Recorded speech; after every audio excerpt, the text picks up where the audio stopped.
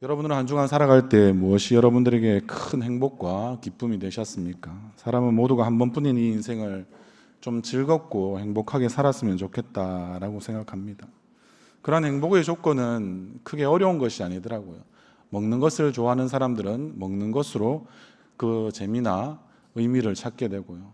또 다른 사람들은 또 다른 자기가 좋아하는 것들을 찾아서 행할 때 그때 그들에게 재미와 의미가 같이 온다라고 할 수 있습니다. 그러면 결국에는 우리는 무엇입니까? 행복한 것은 사람이 재밌을 때, 다시 말해서 기쁠 때 행복을 느끼는 것입니다. 우리가 이제 가정의 달은 지났지만 5월달이 가정의 달로 일부러 삼아가면서 우리가 하는 것은 무엇입니까? 서로에게 더 지극한 감사와 그리고 또 기쁨을 서로 가운데 선물을 주고받는 가운데 그렇게 또 누리지 않습니까? 그래서 우리는 늘 우리 자신이 재미있을 때, 기쁠 때 행복도 느낄 뿐만 아니라 또 한번 자신의 삶에서 의미를 찾을 때 우리는 행복을 느낀다라고 할 수 있습니다. 그런데 우리가 찾는 재미와 의미를 가지고 있는 이 모든 것들은 그러한 행복이 지속적이지 않기 때문에 우리가 고민에 빠지게 되는 것이죠. 우리가 이런 기쁨이 있고 의미가 있고 이렇게 되어도 오래 지속되지 않으면 그것이 우리에게 큰 행복을 줄 수 없다는 것들을 우리는 잘 알고 있습니다. 예를 들면 오늘의 본문에 나온 우리 사마리아 여인도 마찬가지이지만 남편으로 인해 기쁜 삶을 여러분들이 한번 살았다고 생각해 보십시오. 어떻습니까? 나중에 잠시 기쁜 삶을 살았는데 그것이 결혼 생활이 오래되지 못하고 남편으로부터 사랑받지 못해서 버림을 받는다든지 아니면 남편이 어쩔 수 없이 일찍 세상을 떠나버린다든지 한다면 기쁨이 지속되지 않지 않습니까? 그리고 우리가 좋은 직장을 다니면서 기쁨을 누렸는데 시간이 지나서 직장이 이제 나를 거부하는 이런 사태가 온다면 어떻게 될까요? 그것을 우리는 해고 통보를 받는다라고 할 수 있겠죠. 그러면 이 어려움을 만났을 때 우리는 여전히 기뻐할 수 있습니까? 아니면 내가 하는 일에 대해서 우리가 좀 오늘 하나님의 부르심도 찬양했지만 이런 소명의식을 투철하게 가지고 그래서 나름 삶의 의미를 찾으면서 그 나름대로 일상에서 주어진 이 행복을 살고 있었는데 어느 날 결국에는 계속적으로 반복해서 하다 보니까 이 일상이 지겹기 시작하고 그래서 더 큰 의미를 찾지 못하고 지루하게 된다면 그럼 어떻게 되는가요? 행복한 것이 마치 저 멀리 물거품처럼 사라져 버리게 된다라는 생각을 하게 됩니다. 그래서 이 기쁨은 생명체만이 느끼는 감정 상태이다라고 볼 수 있는데요. 반대로 보면 그러면 우리는 어떤 때 가장 슬플까요? 다른 말로 해서 우리는 죽음이라는 것이 우리에게는 아마 가장 슬픈 것이 될 것입니다. 그래서 특별히 우리는 장례식 때 우리는 유족들을 혼자 버려두지 아니하고 가서 함께 그 슬픔을 나누고자 계속해서 그 시간들을 장례 기간 가운데 우리가 함께 하죠. 우리의 마음에 만약에 이 생명이 없다라고 생각하면 우리는 어떤 상태로 빠지게 되겠습니까? 우리는 슬픔과 낙심으로 괴로워하게 될 것이고요. 그리고 결국에는 죽음을 경험하게 된다라고 볼 수 있습니다. 반대로 우리 안에 생명이 계속해서 넘쳐나면 어떨까요? 그러면 이 생명이 넘쳐남을 통하여서 결국에는 우리는 기쁨이 계속해서 지속되고 우리가 또 그 기쁨을 누리게 되는 것이죠. 그런데 우리에게 기쁨을 주는 그 생명이 지금 무엇이냐라는 것도 굉장히 우리에게는 스스로에게 중요한 질문이 될 수 있습니다. 세상 사람들은 그냥 기쁨을 영원한 그 무엇으로 결코 여기지 않기 때문이죠. 특히나 이 빠른 속도로 즐기는 현대인들에게 기쁨은 어떻습니까? 그냥 한번 잠시 즐기는 것 정도죠. 순간적으로 스쳐 지나가는 것이고 일시적인 감정에 불과하다라고 우리는 보통 많이 이야기합니다. 어제는 기뻤지만 오늘은 우울하고요. 어제는 삶이 재미있게 느껴졌지만 오늘은 지루하게 느껴집니다. 그리고 마음이 우울하고 삶이 지루하게 여겨질 때 우리는 그럴 때마다 어떻게 됩니까? 우리의 감정의 이런 고저, 이 기복을 따라서 어떻게 됩니까? 우리가 힘들 때는 결국에는 우리가 원하는 그런 약을 찾게 되죠. 진통제라고 할 수도 있고요. 고통스러우니까 통증을 줄여주는 약을 찾게 되는 거죠. 어떤 게 있을까요? 자극적이고 임시적으로 나의 감정을 회복시켜줄 무언가를 자꾸 찾으니까 우리 안에 술을 좋아하시는 분들은 술로 해결하고 그리고 걱정, 근심이 많으니까 한번 이렇게 해서 이제 구름 과자라고 이야기하는 이 담배를 물게 되면 그게 막 한 번에 연기처럼 이런 근심 걱정이 한번 내뿜을 때마다 사라진다라고 흡연자들과 이야기해 보니까 그런 이야기를 하시더라고요. 아니면 뭐 강력한 약 중에서 최고의 약 마약이지 않습니까? 맞죠? 가장 고통스러울 때 원래 맞는 진통제의 최고가 원래 마약이지 않습니까? 그리고 또는 포르노 이런 것들을 즐긴다든지 게임을 한다든지 도박을 한다든지 아니면 또 다른 어떠한 섹스를 통해서 우리가 관계 중독에 빠진다든지 뭐 여러 가지 이런 자극적인 것들을 현대인들은 더욱 찾고 그렇게 할 수밖에 없는 이유가 거기에 있다라는 것입니다. 성경은 그런데 기쁨을 순간적이고 일시적이다라고 지금 말하지 않는 것에 우리는 다시 한 번 더 초점을 맞추어 봐야 되지 않을까요? 성경은 기쁨을 순간적이고 일시적이고 뭐 이러한 자극적이거나 아니면 쾌락이나 재미 이런 것들로 여기지 않고요. 오히려 영원한 그 무엇으로 지금 이야기해 주고 있는데요. 영원한 기쁨이 지금 가능하다라고 말합니다. 올해 우리 교회 주제가 뭐 어떻게 되어 있습니까? 어떻게 되어 있습니까? 항상 기뻐하라입니다. 항상 기뻐하라. 세상에서는 절대 말이 될 수 없는 말이죠. 항상 기뻐하는 게 과연 가능키나 합니까? 어떻습니까? 우리는 어떤 마음이 듭니까? 항상 기뻐하라라고 이야기하면 어제는 좋았는데 오늘은 별로 내 기분이 안 좋은데 항상 기뻐하라. 우리가 여기에 순종이 되시던가요? 어제는 내가 우울했는데 그 우울한 날에 내보고 자꾸 기뻐하라고 하니까 기뻐할 것이 없는데 기뻐하라고 하니까 더 큰 짜증이 막 밀려오죠. 열이 막 받죠. 하는데 과연 도대체 어떻게 성경은 항상 기뻐하라라고 우리에게 말하는가? 우울하거나 지루하거나 그리고 거의 자신의 삶에 있어서 그냥 다 내려놓고 싶은 그런 순간에 항상 기뻐하라. 이 말은 우리가 어떻게 받아들일 수 있겠습니까? 성경은 우리가 할 수 있는 것들을 지키라고 우리에게 쉽게 권면해 주는 말씀이 아닙니다. 오히려 더 할 수 없기 때문에 우리에게 지금 이 항상 기뻐하라는 우리가 너무나 익숙하고 잘하는 말이지만 그것을 가지고 우리에게 지금 도전하고 있다는 것입니다. 영원한 기쁨은 영원한 생명으로부터만 가능하기 때문에 그렇습니다. 우리의 상태가 지난번에도 늘 삶과 죽음에 대해서 우리가 부활절을 지날 때도 그런 말씀을 드린 적이 있는 것 같은데요. 우리가 지금 살아가고 있는 것입니까? 죽어가고 있는 것입니까? 여러분들에게 늘 똑같은 질문을 드리지만 어떻습니까? 어떤 사람들은 늘 지금 살아가고 있다라고 생각하는 사람들은 어떻게 받아들입니까? 항상 기뻐할 수 있겠죠. 근데 내가 태어나는 순간부터 나는 죽어가는 것이다 라고 전제하고 그 생각에 빠져있는 사람들은 우울함이 밀려오고요, 지루함도 밀려오고요, 그리고 힘든 그런 생각들을 떨쳐낼 수 없으니까 결국엔 어떻게 되겠습니까? 그 안에서 마음이 툭 하고 그냥 떨어지게 되는, 그래서 늘 슬픈 것만 생각할 수밖에 없는 그런 삶이 될 수밖에 없죠.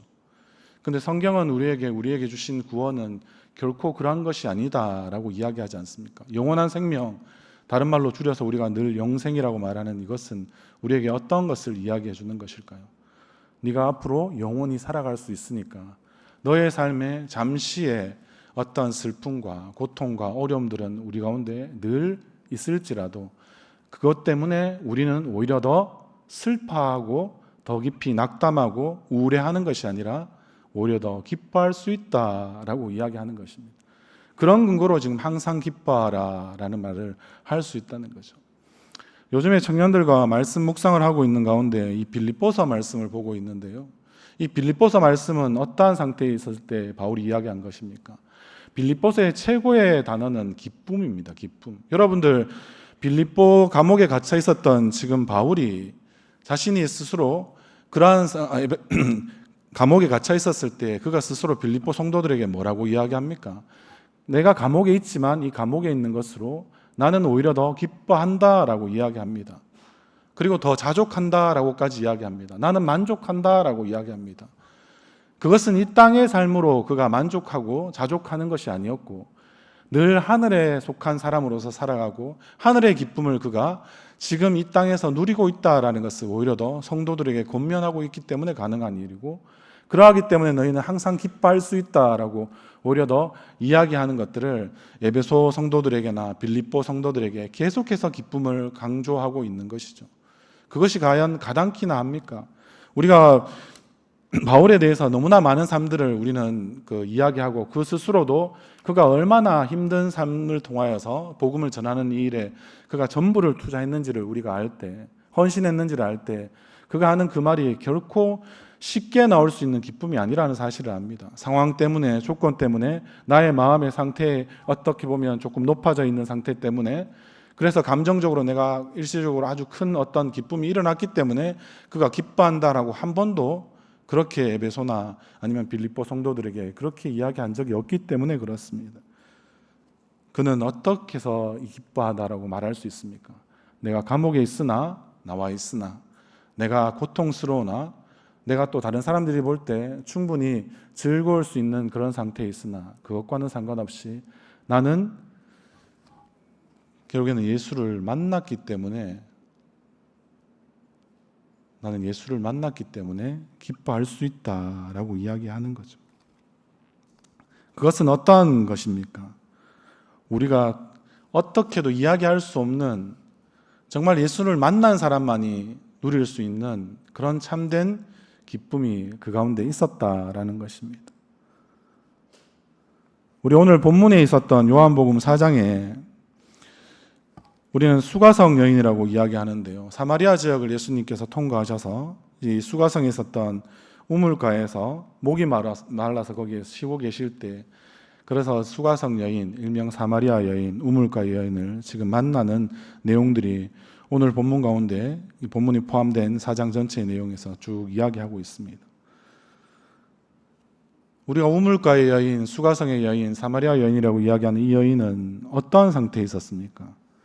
그는 늘 부족한 상태, 목마른 상태, 무언가를 더 갈망하는 상태에 있었습니다. 마치 시편 기자가 이야기하는 것처럼 사슴이 시냇물을 찾기에 갈망한다라고 그렇게 이야기하는 그 마음이 그 가운데 계속 있었다는 거죠.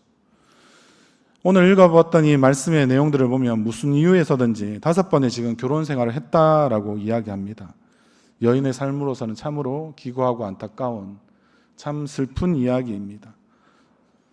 앞에도 그런 비슷한 말씀을 드렸지만 남편에 해당할 수 있는 그런 사람들에게 버림받거나 아니면 남편이 일찍 죽었거나 했을 것입니다. 그래서 그녀는 사람들과의 접촉이 싫어서 그래서 아침 저녁으로 보통 물을 기르러 나오게 돼 있는데 그 마을에서는 그는 뜨거운 정오 무렵에 사람들의 눈을 피해서, 그래서 그의 삶에 아주 지치고 삶에 찌든 그 상태로 우물가에 물을 기르러 나왔습니다. 예수님은 이 여인에게 찾아가셨습니다. 예수님도 오랫동안 길을 걸으셔서 몸의 피곤함을 많이 느끼고 있었습니다. 그러나 여인의 지금 피곤함과 예수님의 피곤함은 다른 것이죠. 예수님의 피곤함은 육신의 피곤함이었습니다. 여인의 피곤함은 결국에는 영적인 피곤함이죠. 예수님은 생명을 살리기 위해서 삶의 목적과 뚜렷한 소명을 가지고 이것을 어떻게든 하나님 앞에 이루기 위한 그의 사역적인 최선을 다했을 때 밀려오는 육신의 한계에서 부딪히는 피곤함이었고요. 그러나 이 수가성 여인, 사마리아 여인의 피곤함은 삶의 의미와 목적 자체를 완전히 잃어버린 데서 오는 마음의 공허함과 그리고 외로움과 지침이었습니다. 예수님도 목마르셨습니다. 그래서 그 여인에게 물을 좀 달라라고 하셨습니다. 그리고 여인도 목이 말라서 우물가로 오게 되었는데요. 하지만 그 목마름은 서로 다른 종류의 결국에는 목마름이 되는 것이죠. 우리가 이러한 목마름들이 우리 안에 예수님처럼 생길 수도 있고요. 그러나 또한 우리의 삶의 대부분의 모습들, 우리의 청년들의 모습들을 더 많이 살펴보면 보통은 다 이 사마리아 여인과 같은 그런 우리는 목마름에 지쳐가는 그런 삶들을 살아갑니다. 제가 아는 분이 암으로 오랫동안 이렇게 두병 생활을 하시는 걸 보고 호스피스 병동에 가서 아마 그분을 뵌 적이 있었습니다. 거기서 많은 암 환자들을 실제 가까이 가서 눈으로 직접 보게 되니까 여러 가지 생각이 많이 들었습니다. 그분들의 얼굴 하나는 정말 핏빛 하나, 생명빛 하나 존재하지 않는 것처럼 너무나 말라 있었고, 그래서 병색이 너무 완연하고 짙어져 있었고 죽음의 향기를 떨쳐버릴 수 없는 그러한 모습들이 그 가운데 많이 있었습니다.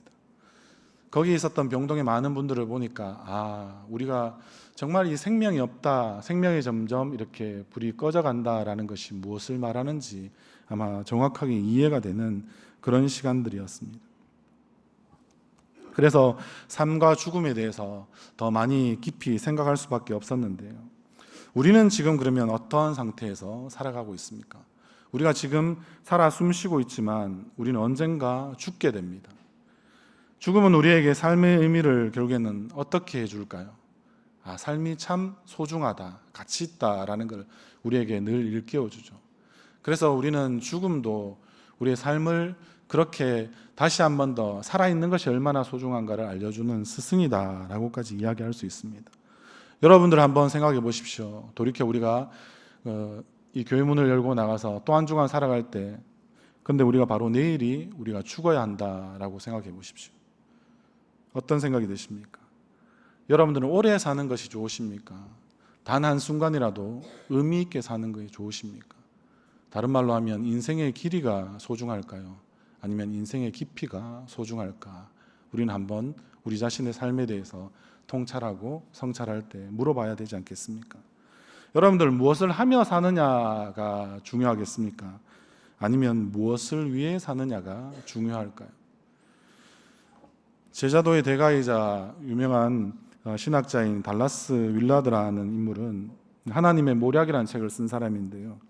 아마 이 사람이 쓴 그 책에 나온 내용은 아니지만 인생의 의미에 대한 이야기들을 아주 간략하지만 웅변적으로 잘 이야기해주는 글귀가 있어서 말씀드리고자 합니다. 인생의 의미는 사치가 아니라 우리의 영혼을 살리는 영적 산소다라고 이야기합니다. 여러분들 인생은 어떤 의미가 있습니까?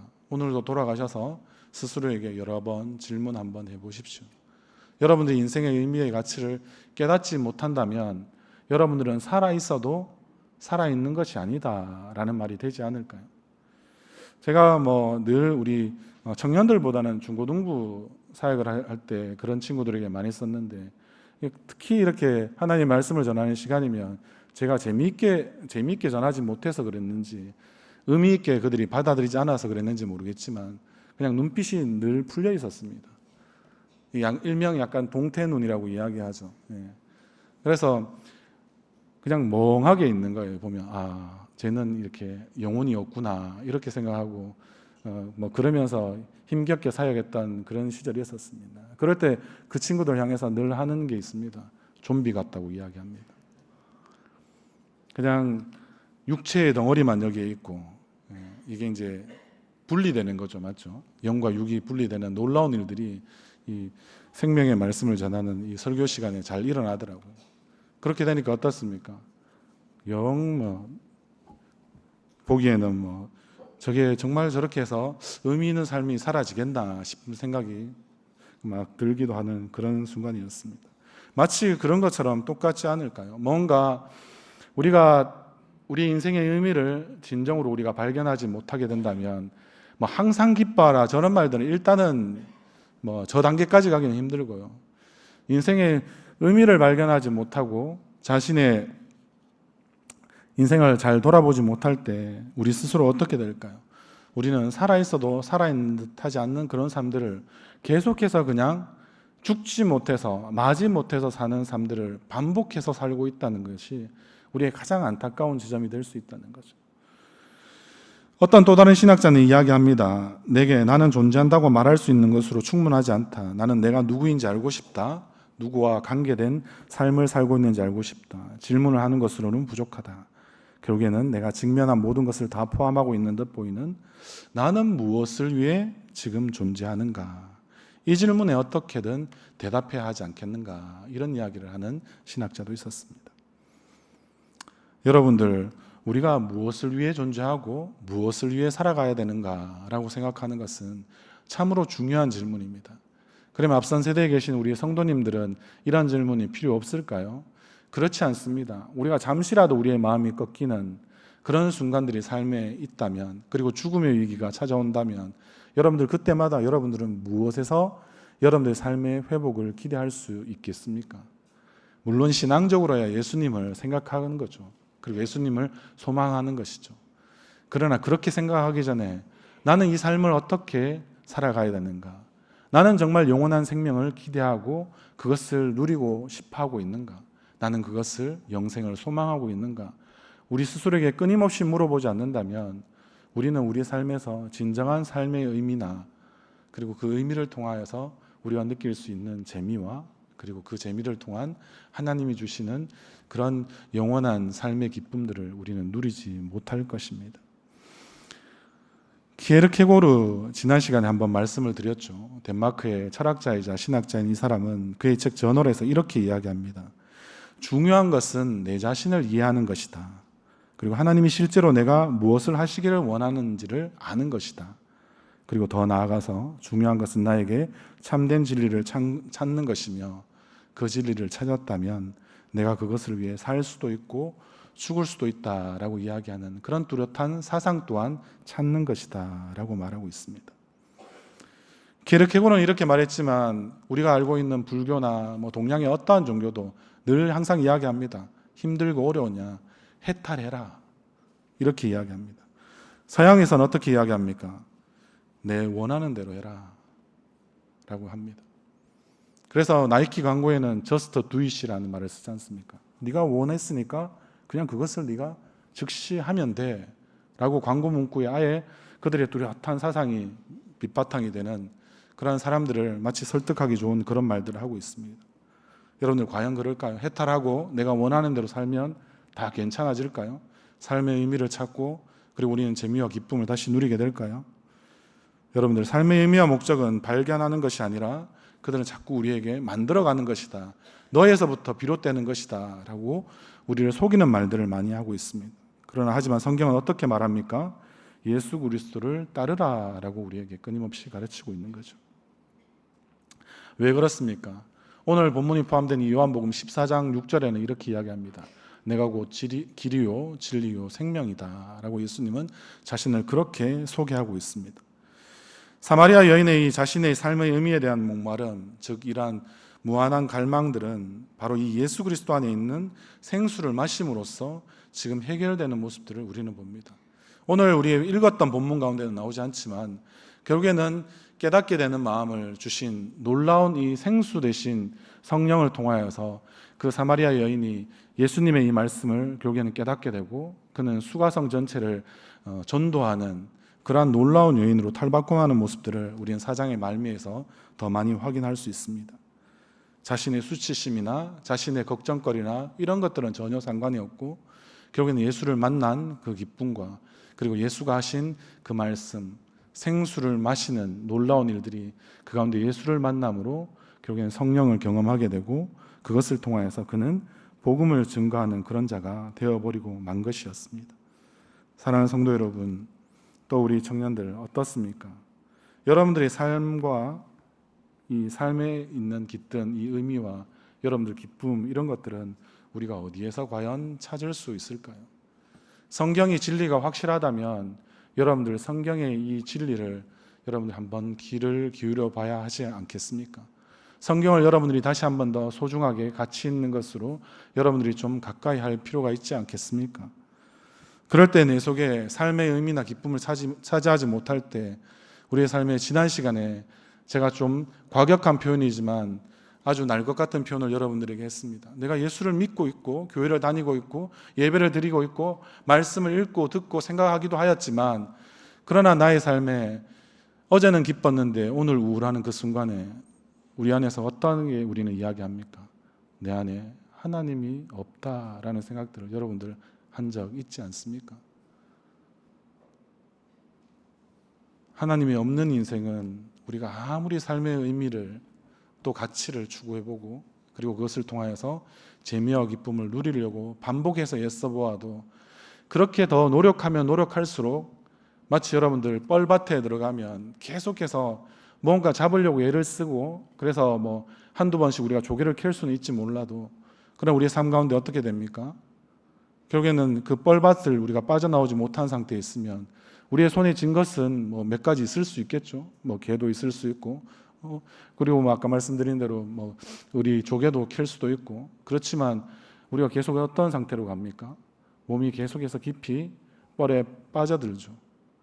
삶의 의미와 그 진정한 행복과 기쁨을 우리가 발견하지 못한 상태에서 우리가 계속해서 우리의 주어진 일상을 살아가다 보면 우리는 어떻게 잠식되는지도 못한 상태에서 계속해서 우리의 몸은 그렇게 뻘에 깊이 빠져드는 것처럼 빠져들고 도저히 이제 헤어나올 수 없는 상태까지 이르러서야 내가 삶의 의미와 기쁨을 발견하지 못한 것이 이제는 곧 죽게 되었다는 사실을 알게 된다는 것이죠. 마치 우리의 모습이 그와 같이 되지 않을까 생각이 든다는 것입니다. 주변에 돌아보면 여러분들 어떻습니까? 온갖 것들, 좋은 것들이 많이 있습니다. 어떤 사람들은 일을 통해서 삶의 의미를 발견할 수도 있고요. 제 관계를 통하여서도 삶의 의미를 찾을 수도 있습니다. 어떻게 되었던 간에 우리는 우리 주변에 많은 것으로 일을 하든 또 관계를 하든 우리 주변에 많은 것들이 이렇게 주변에 SNS라는 것을 통하여서 우리는 늘 접속할 수 있고 뭔가 사람들과 관계 지을 수 있고 그것을 통하여서 나의 또 인정받는 그런 욕구들이 충족되기도 하고 그런 것들로 인하여서 우리가 마치 재바르게 살아가는 그런 시대를 살아가고 있는 것이 특별히 우리의 청년들이 더 그런 시대입니다.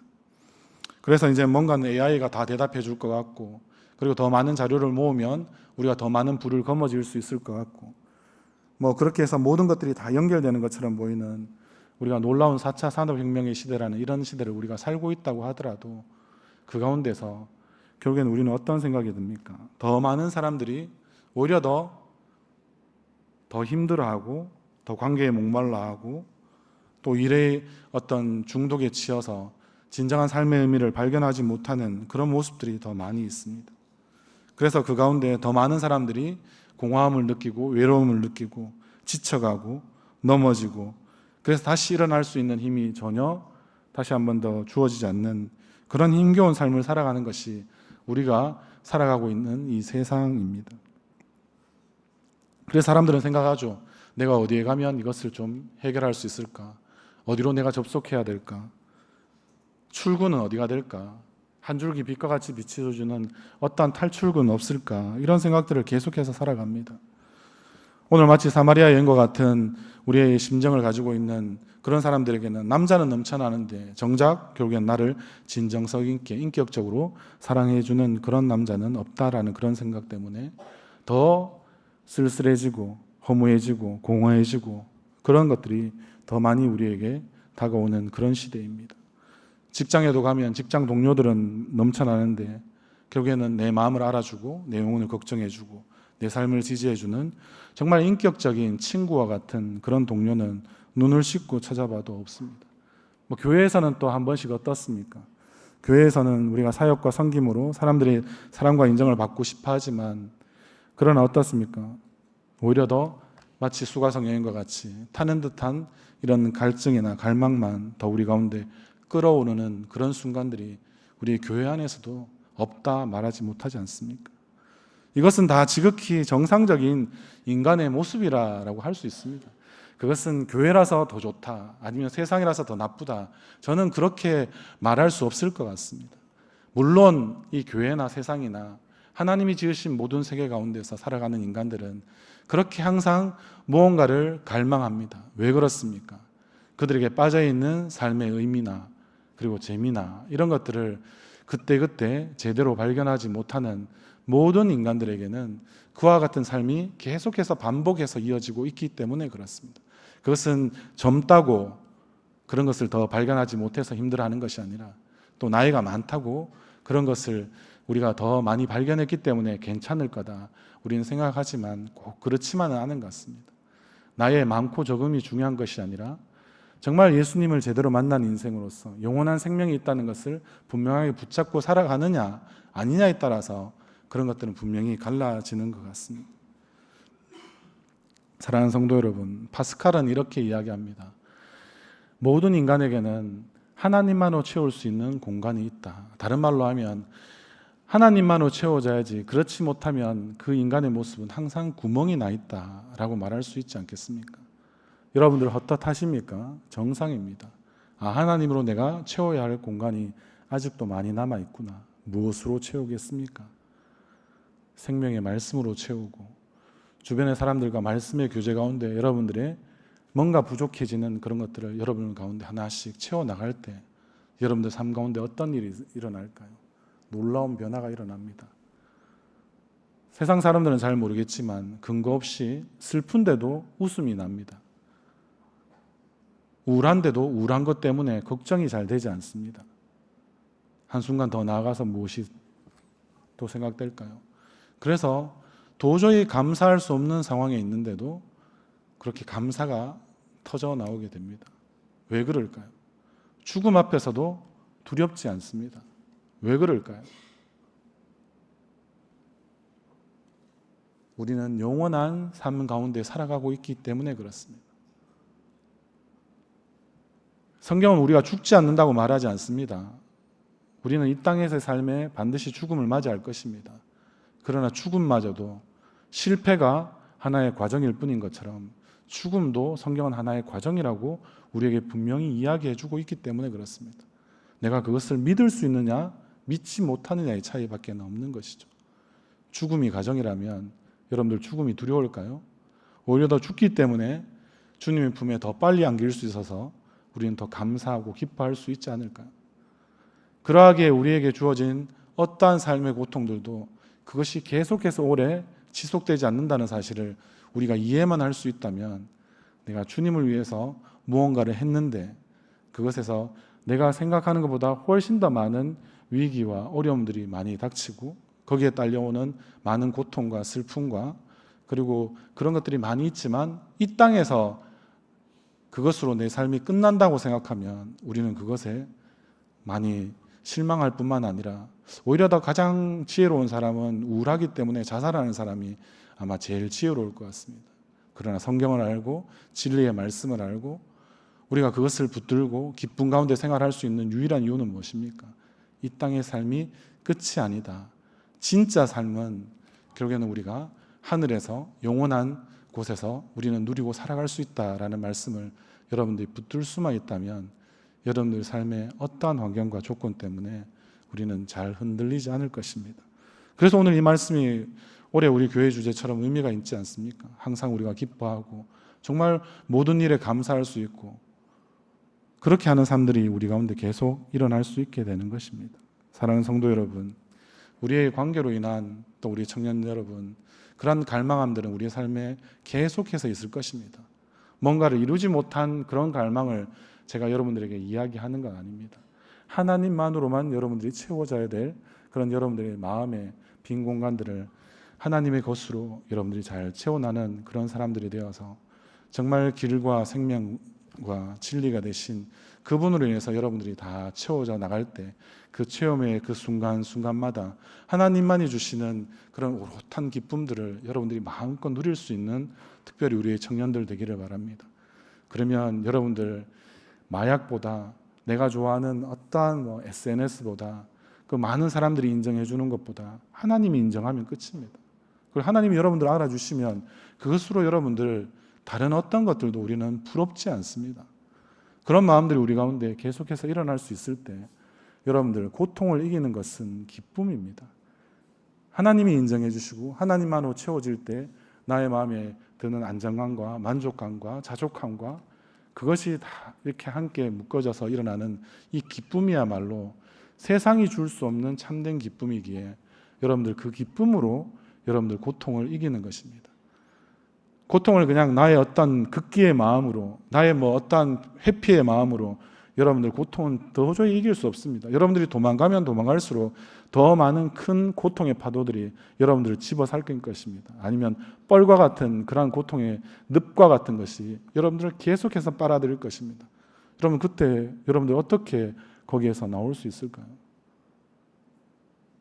영원한 생명 주 예수 그리스도로부터 주시는 그런 여러분들의 기쁨을 여러분들이 받아 누릴 때만 여러분들이 해결할 수 없는 여러분들의 그런 많은 문제들과 고통의 심연에서 여러분들은 드디어 한 발짝 또 한 걸음 그렇게 더 나아갈 수 있는 그런 삶에 하나님께서 그 놀라운 힘을 더하여 주실 것입니다. 그것을 꼭 잊지 마시고 여러분들의 삶 가운데 또 한 주간 살아갈 때 우리는 어떻게 살아가야 되겠습니까? 주님, 제가 지금 기뻐할 수 없지만 주님의 말씀에 근거해서 제가 한번 기뻐해 보겠습니다. 항상 기뻐하라는 말은 너 좀 기뻐해 보겠니? 기뻐할 수 있겠니? 부탁하거나 권면하는 말씀이 아닙니다.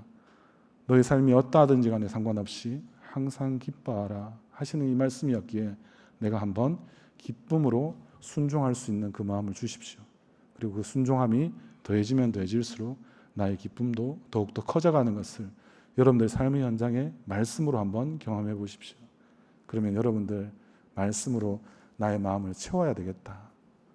내 안에 하나님이 없는 것이 아니라 하나님은 계신데 내가 말씀으로 계신 그 하나님을 채우지 않았구나 생각하며 한 주간의 삶 가운데서도 그렇게 말씀으로 또 주님이 주시는 기쁨으로 여러분들의 삶을 잘 아로새겨 나가는 그런 복된 우리의 청년들 되시기를 바랍니다.